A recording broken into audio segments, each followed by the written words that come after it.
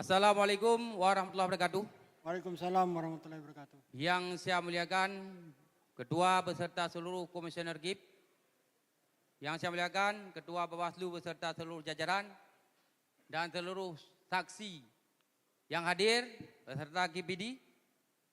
Ini perlu dipahami, Pak Ketua. Yang terjadi di PD itu berbeda dengan daerah lain. Saya waktu mengikuti sidang pleno di GIPD terkejut ketika PPK menolak perintah GIP sampai harus dikeluarkan dalam ruang sidang paripurna, sidang pleno. Ini belum pernah terjadi di tempat lain. Ada apa ini? Itu yang pertama.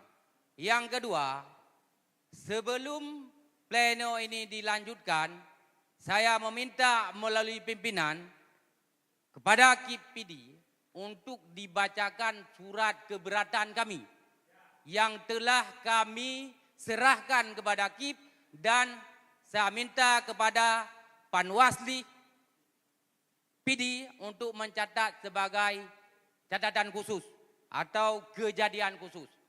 Setelah ini baru kita bicarakan. Karena apa?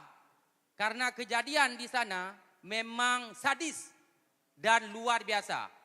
Terbukti bahwa kecurangan tersebut waktu kami bongkar satu persatu di pleno hari pertama yang telah disampaikan oleh Syekh Fadil. 3 yang kami bongkar.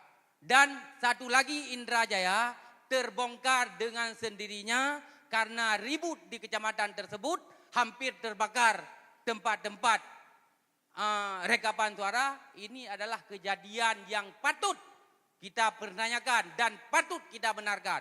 Hari ini kami menempuh jalur mekanisme hukum. Maka kami calon-calon DPD bersepakat melaporkan kepada Panwasli Aceh dan telah kami serahkan segala buktinya. Dan ini kami tempuh. Dan kenapa kami tempuh? Saya dulu ini mantan pemberontak kepada Republik. Tapi berdasarkan MOU, kami tidak lagi memberontak. Tapi jangan sampai gara-gara dizalimi seperti ini, terjadi pemberontakan-pemberontakan lainnya.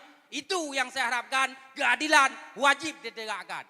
Biar tidak ada pertumpahan darah kembali yang terjadi. Karena kami ini merupakan orang-orang yang terzalimi, yang terjadi di PD sungguh sadis dan luar biasa. Mungkin demikian pimpinan. Terima kasih. Assalamualaikum warahmatullahi wabarakatuh. Waalaikumsalam warahmatullahi wabarakatuh.